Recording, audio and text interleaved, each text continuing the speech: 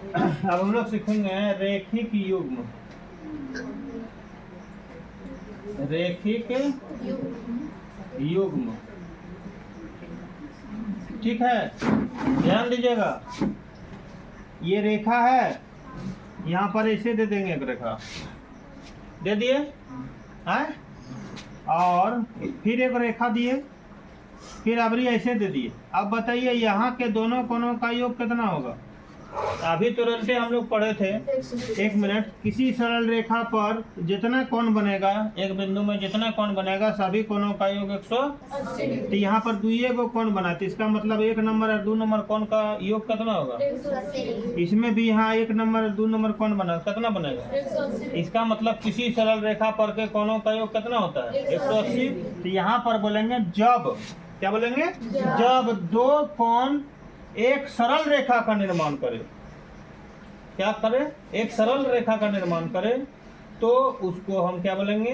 रेखिक युग्म। जिन दो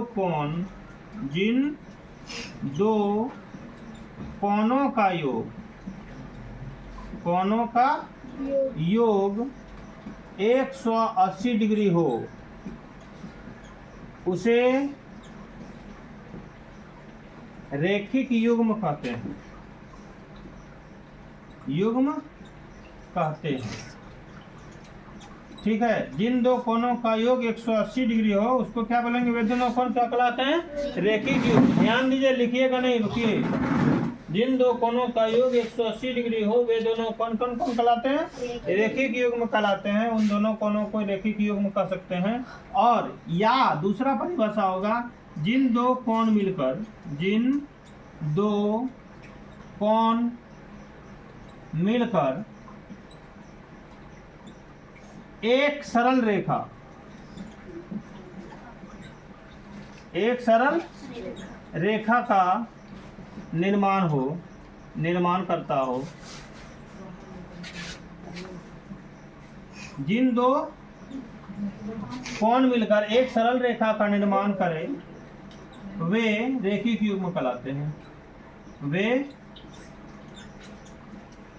रेखिक युग्म कहलाते हैं।